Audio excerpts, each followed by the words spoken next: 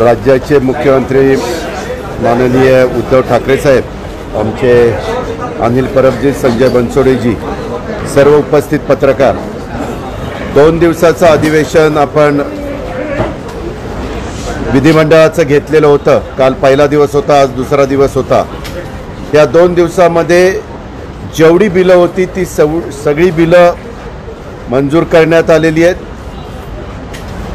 त्याचबरोबर पुरवणी मागण्या सादर करत असताना जवळपास 23,149 कोटी 75 लाखाच्या पुरवणी मागण्या सादर केल्या.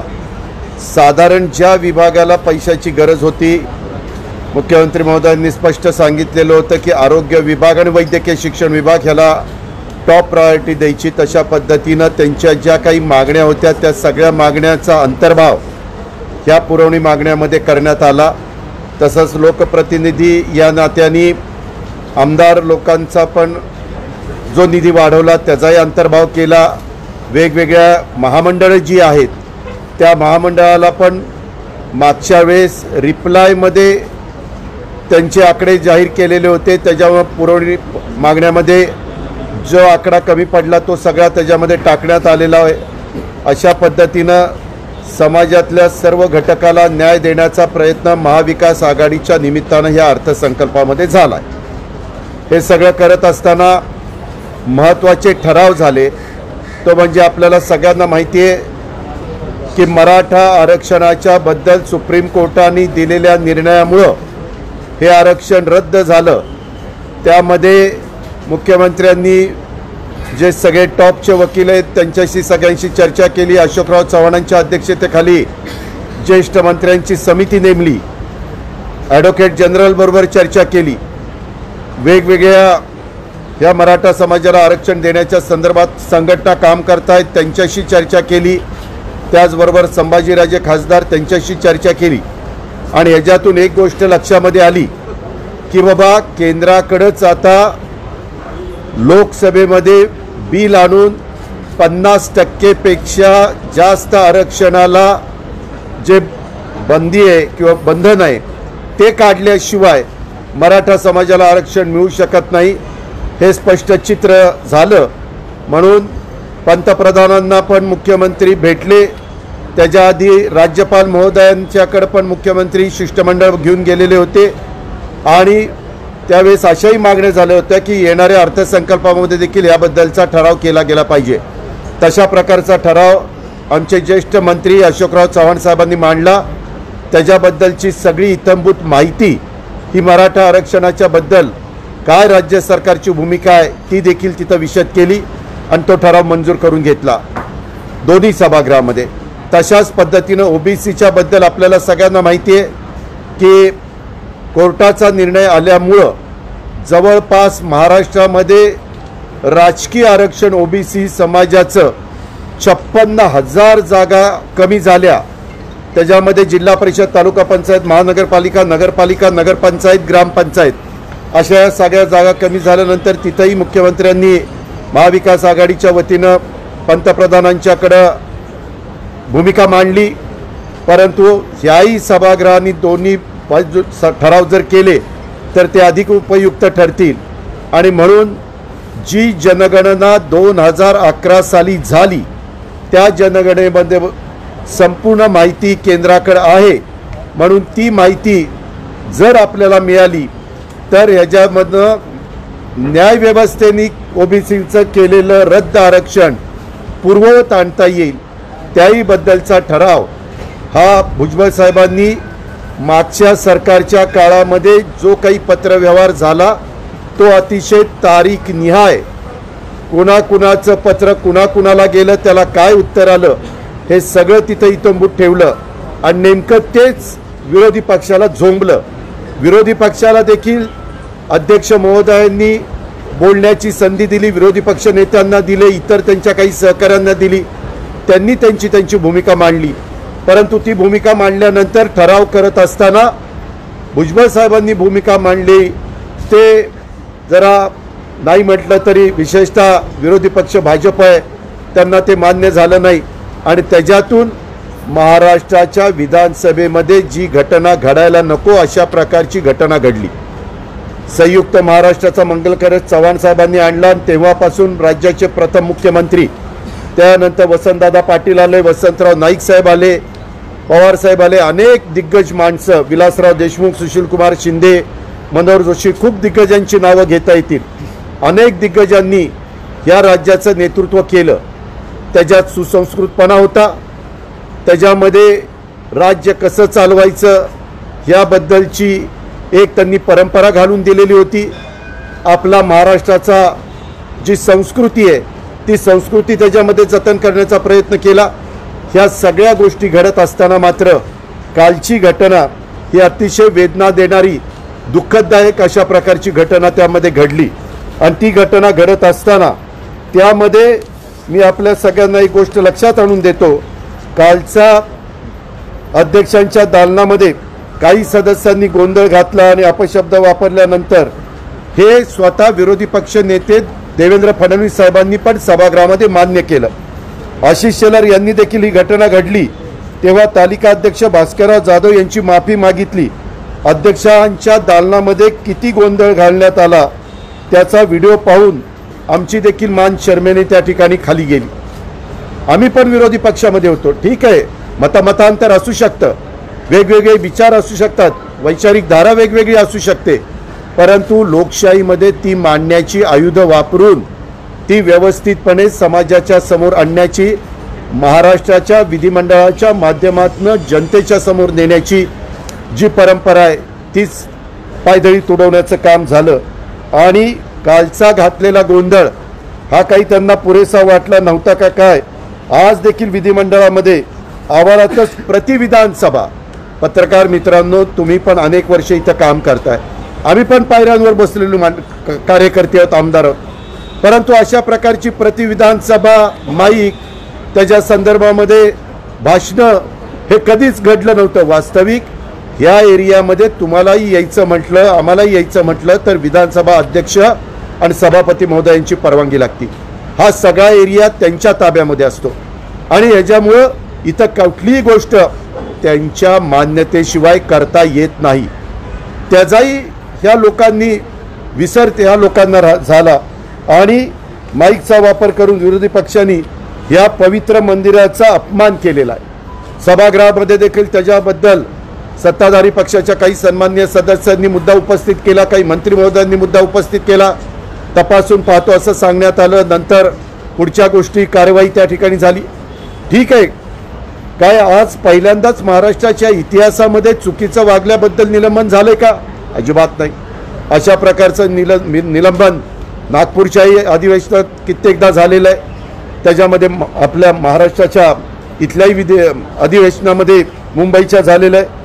तुम्हा सगळ्या पत्रकार मित्रांना आठवत असेल सर्वोच्च न्यायालयानं देखील संसद आणि विधानसभेमध्ये बेलगाम वागणाऱ्या सदस्यांच्यावर खटला भरायला हवा असं अजित पवार किंवा राज्याचे प्रमुख उद्धव ठाकरे साहेब म्हणत नाहीत, तर केरळ विधानसभेच्या कामकाजाच्या दरम्यान एका आमदारांनी माईक फेकला होता, त्या संदर्भामध्ये माननीय न्यायमूर्ती चंद्रचूड साहेबांनी प्रतिक्रिया दिलेली आहे।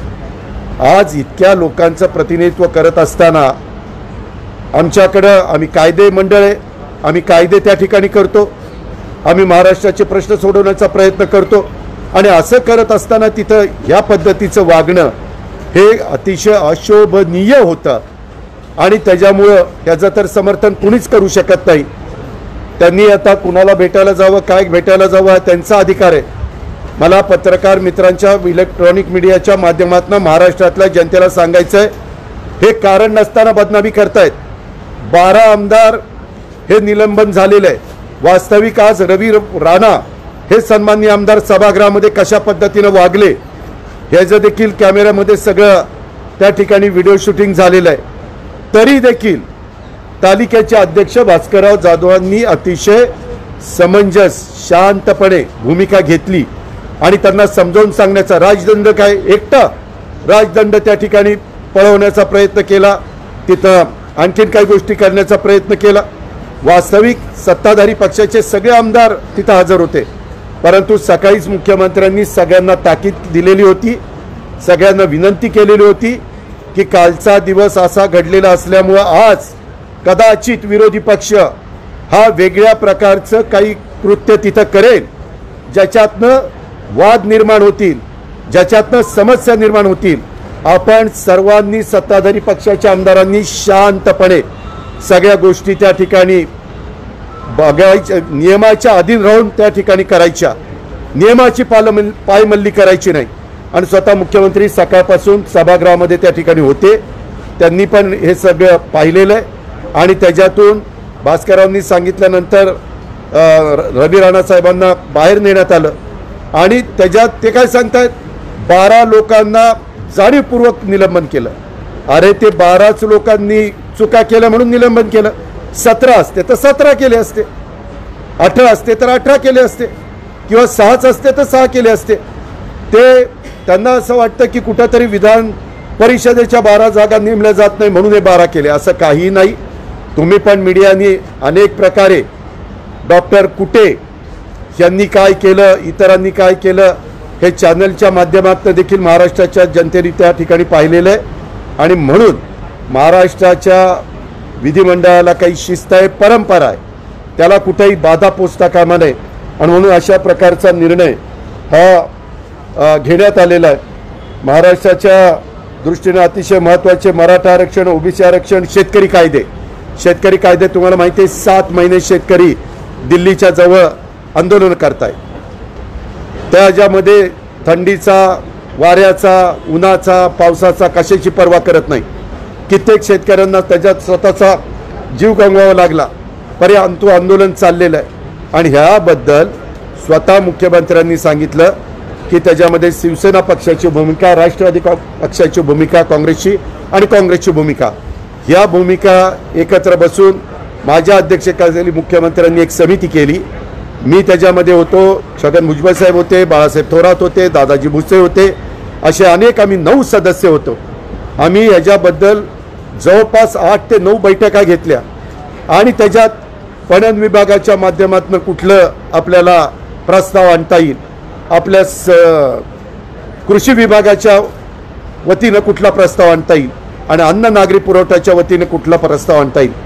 या 2 दिवसाच्या अधिवेशनामध्ये मुख्यमंत्र्यांनी काही सूचना सर्वांना केलेल्या होत्या की ओबीसीच्या आरक्षणाच्या संदर्भातला ठराव भुजबळ साहेबांनी मांडायचा, मराठा आरक्षणाच्या संदर्भातला ठराव हा आमचे अशोकराव चव्हाण साहेबांनी मांडायचा.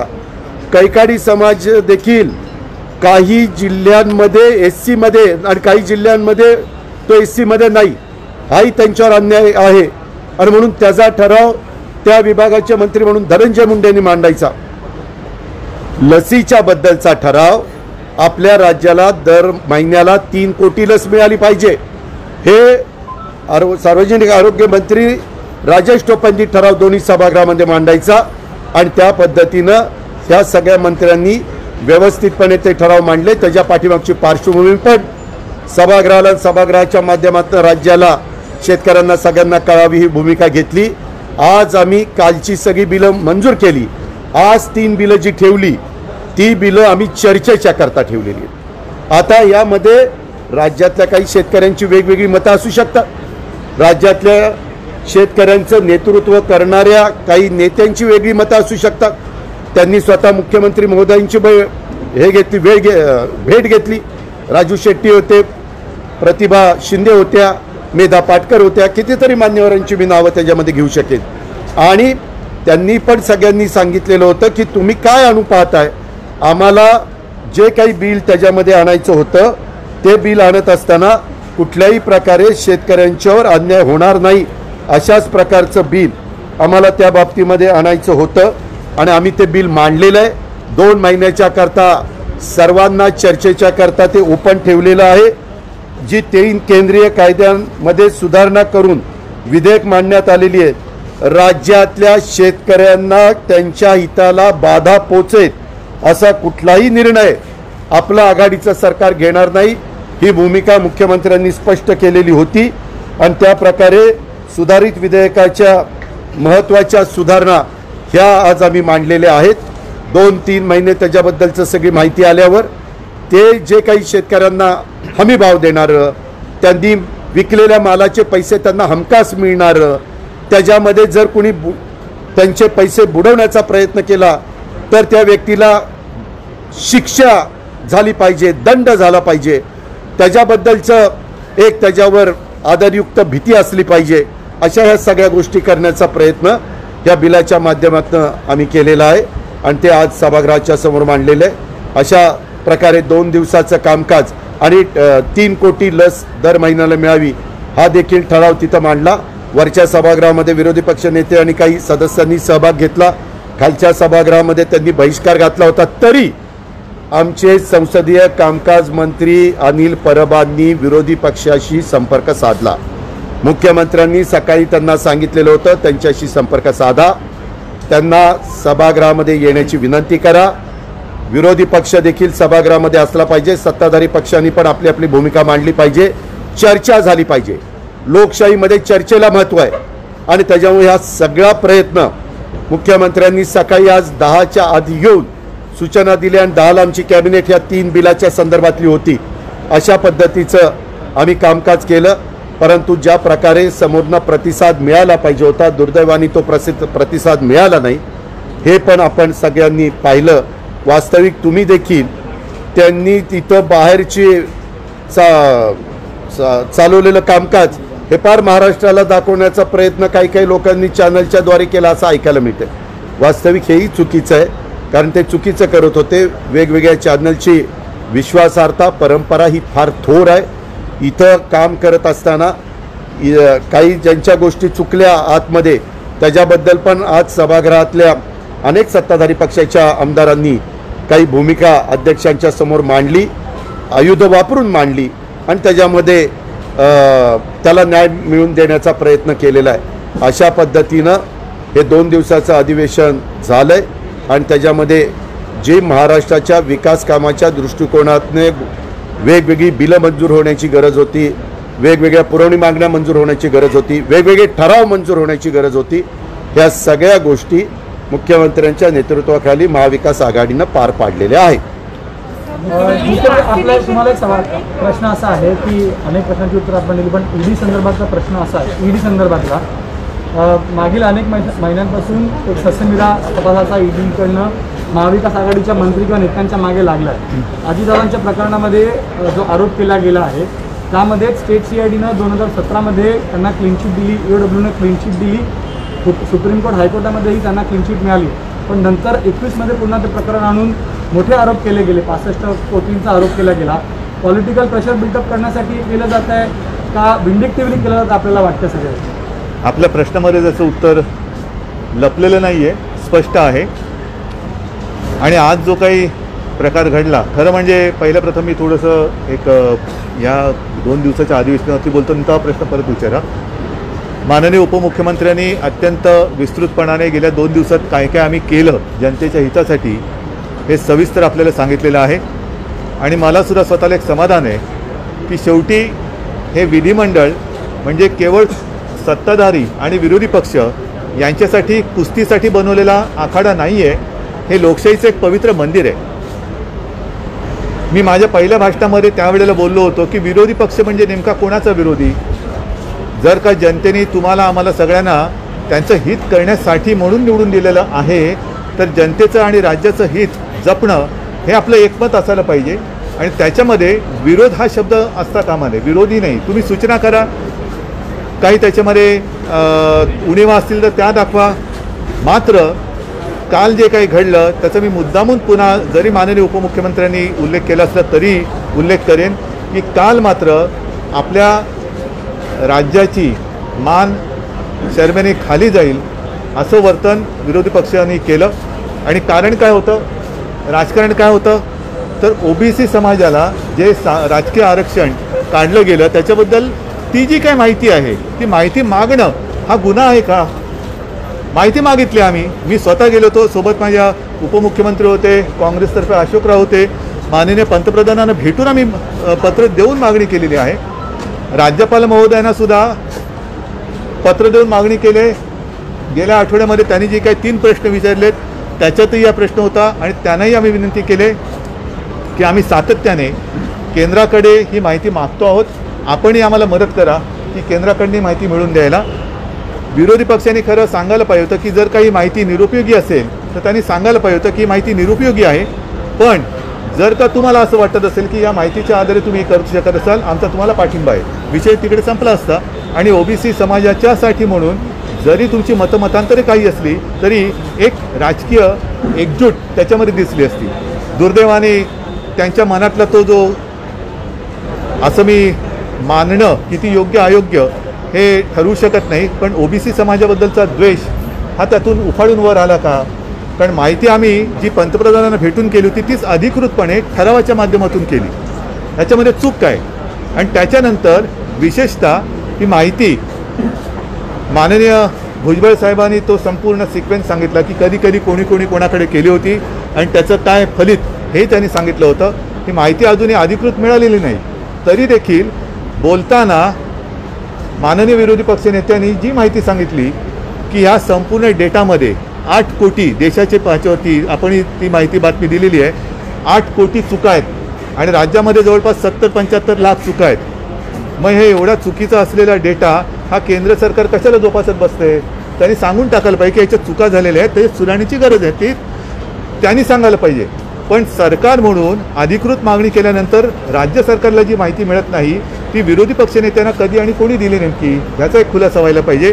आणि मग पुढचा प्रश्न जो आहे की ही माहिती केंद्र सरकारच्या ज्या अनेक योजना आहेत, पंतप्रधानांच्या असतील किंवा अथवा ज्या पूर्वापार चालत आलेल्या असतील, त्याची अंमलबजावणी करण्यासाठी वापरला जातो असं म्हणतात.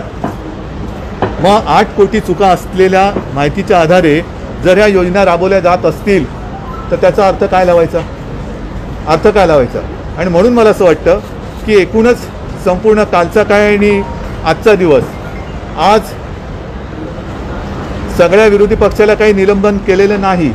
काल ज्यांनी गैरवर्तन केलं त्यांच्यापैकी 12 जणांचं निलंबन झालेलं आहे.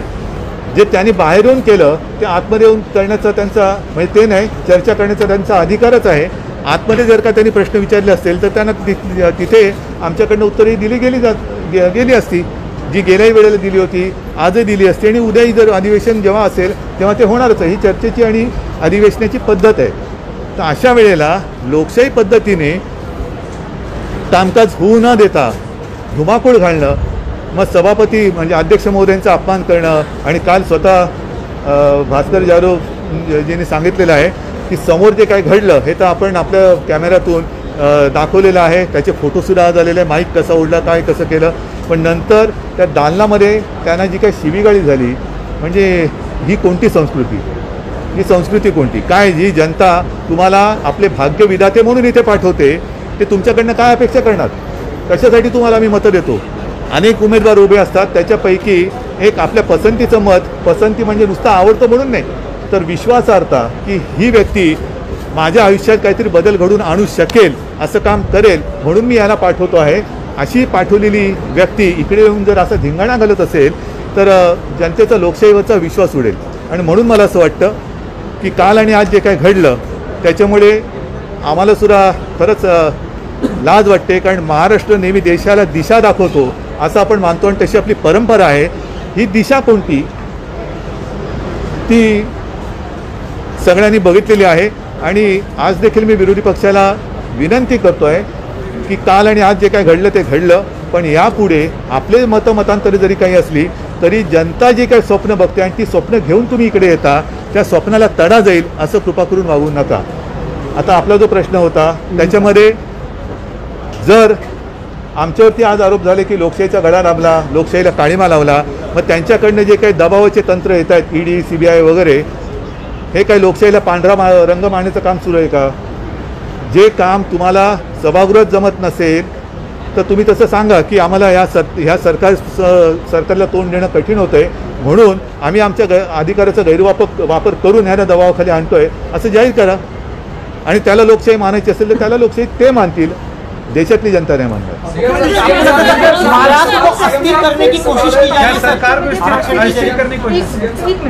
पहिला प्रश्न वॅक्सिनेशनवर आहे. तुम्ही म्हटलं की एक टार्गेट टार्गेट आहे आपलं की 70% किमान 70% पॉप्युलेशनला आपण 2 ते 3 महिन्यात वॅक्सिनेट करायनं गरजेचं आहे. गरजेचं आहे. पण ते होऊ शकेल का? कारण रेग्युलर शॉर्टेज आपण सारखं बघा आता ह्याच्यामध्ये मी राजकारण करू शकतो ना, मी आरोप लावू शकतो ना. आम्हाला पाहिजे तेवढ्या म्हणजे हे मगाशी पण मी पत्रकार परिषदेत जे प्रिंट मीडिया होते त्यांना सांगितलेलं आहे की आपल्याला आपल्या राज्याची जनसंख्या ही जवळपास 12 ते 12.5 कोटी आहे आणि मधल्या काही दिवसांसाठी 18 ते 44 वयोगटातील नागरिकांच्या लसीकरणाची जबाबदारीची केंद्राने राज्यावर टाकली होती.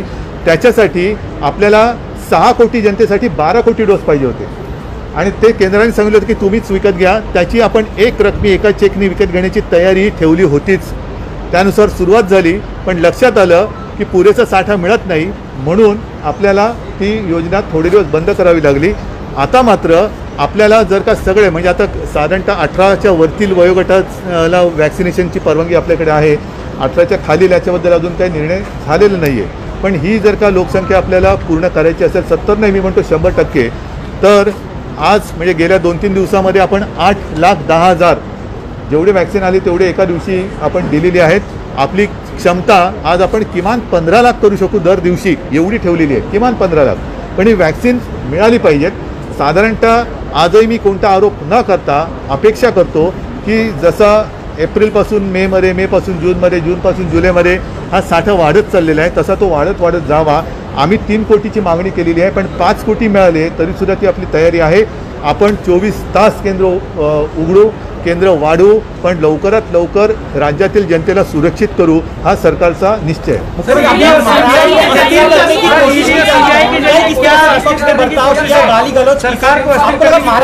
करने की कोशिश की जा रही है आरक्षण के बहाने. 2 बातें इसमें हो सकती है. एक तो सरकार को अस्थिर करने की कोशिश जो हमेशा उनकी नाकामयाब रही है, आज भी नाकामयाब रही. और दूसरी बात ऐसी है कि समाज के बारे में उनके मन में जो एक जहर है वो बाहर आ गया. वो नहीं चाहते कि समाज को हम मतलब वो न्याय दे या इनको न्याय मिले. और इसीलिए जब समाज को न्याय देने की बात हमने फ्लोर पे लाई तो इन्होंने विरोध किया. और विरोध नहीं किया लेकिन जो भी नहीं करना चाहिए था वो किया ताकि विषय कहीं और चला जाए. ईडी और सीबीआई के जरिए क्या यही कोशिश की जा रही है सरकार में मंत्री जो हैं उन पर आरोप लगाकर ईडी और मैंने उसका उत्तर दिया ना.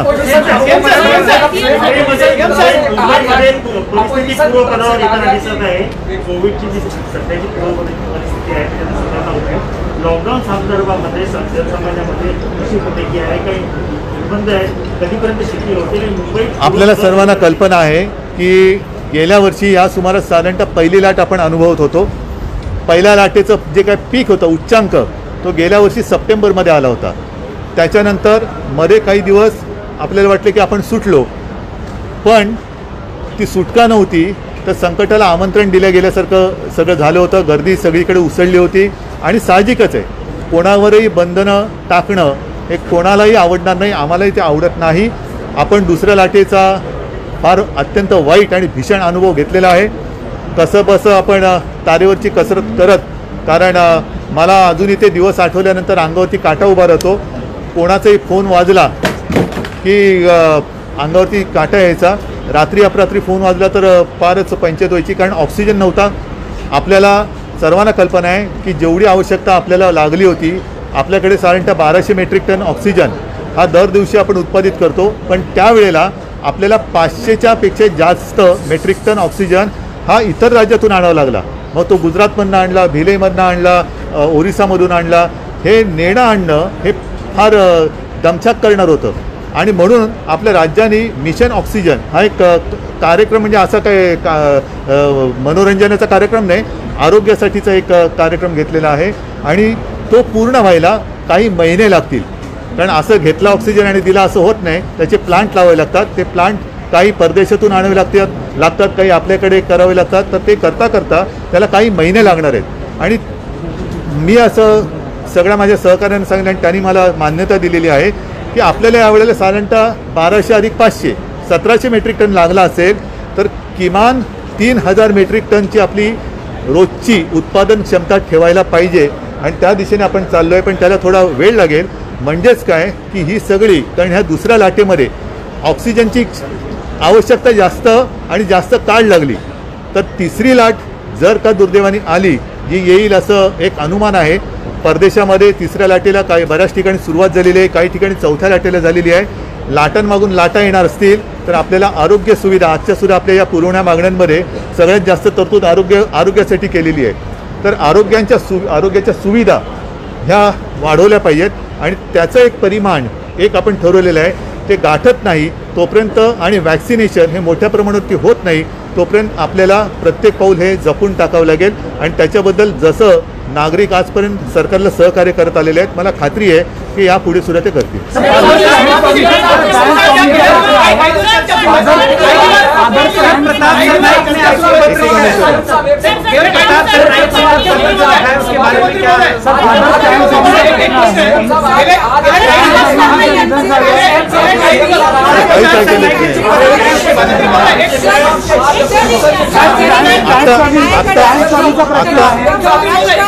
आता मला सभागृहात असल्यासारखं वाटायला लागले.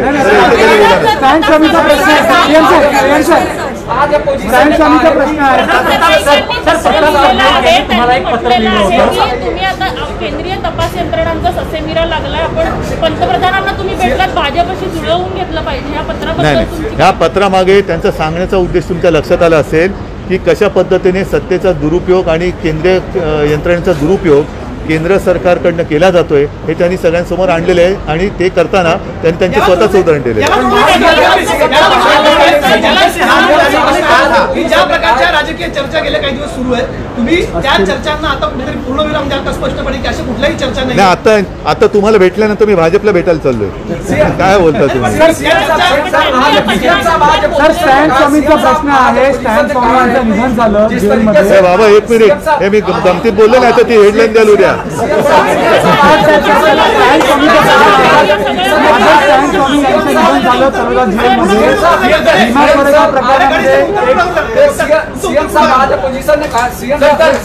अरे कोणीतरी एकाने एक प्रश्न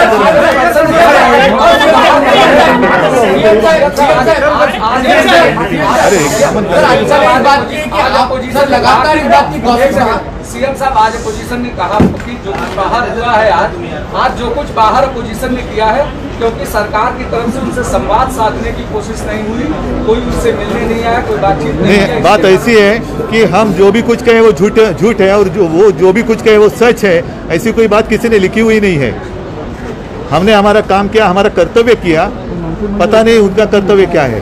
ठीक है,